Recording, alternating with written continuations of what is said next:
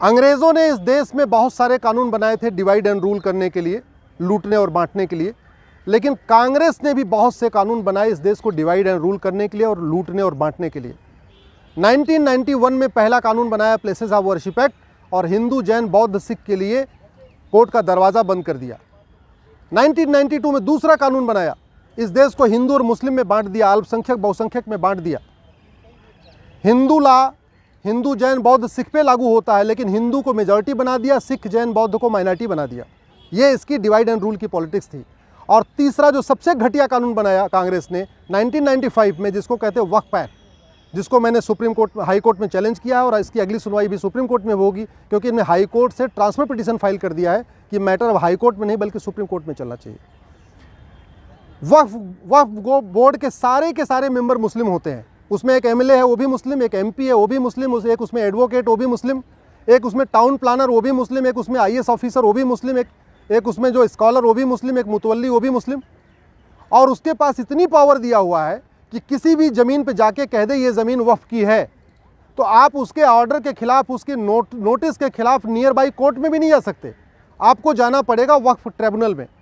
कहने का मतलब, अगर मेरठ में या मुजफ्फरनगर में किसी की ज़मीन पे वक्फ बोर्ड कह दे ये वक्फ की ज़मीन है, तो वो मेरठ की कोर्ट या मुजफ्फरनगर की कोर्ट में नहीं जा सकता, उसको जाना पड़ेगा लखनऊ, जो मेरठ और मुजफ्फरनगर से 700 किलोमीटर दूर है, और वहाँ जाके अपनी सफाई देनी पड़ेगी। और सफाई किसके सामने देना है? उसी ट्रिब्यूनल के सामने, उसी बोर्ड के सामने जिसने कहा ये ज़मीन वक्फ की है।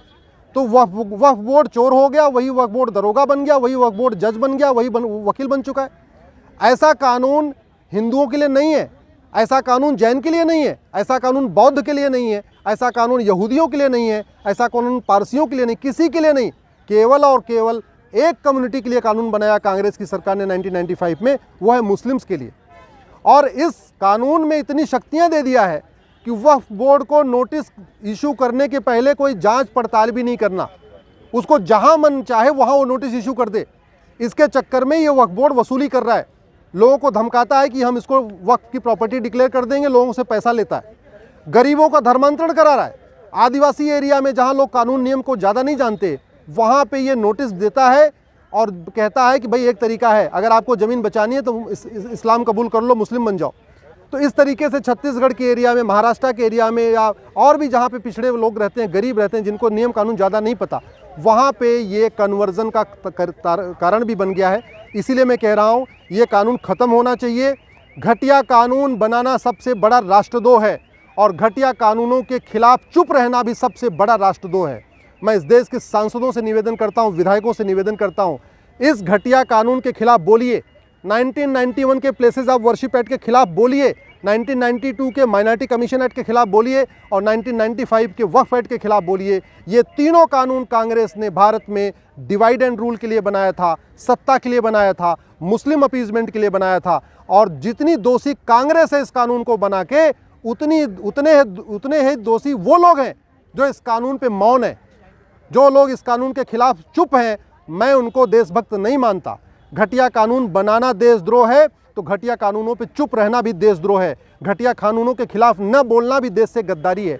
इसलिए मैं सबसे निवेदन करता हूं, इन तीनों कानूनों के खिलाफ बोलिए। इस देश में संविधान है, जो कानून होना चाहिए वो सबके लिए होना चाहिए। अगर वक्फ एक्ट जैसा कानून सबके लिए होता तो बात समझ में आती थी, लेकिन केवल मुस्लिम्स के लिए ऐसा कानून, बाकी किसी को ऐसा कानून नहीं। क्या हिंदू इस देश में दूसरे दर्जे के नागरिक हैं? क्या जैन इस देश में सेकंड क्लास सिटीजन है? क्या बौद्ध इस देश के सेकंड क्लास सिटीजन है?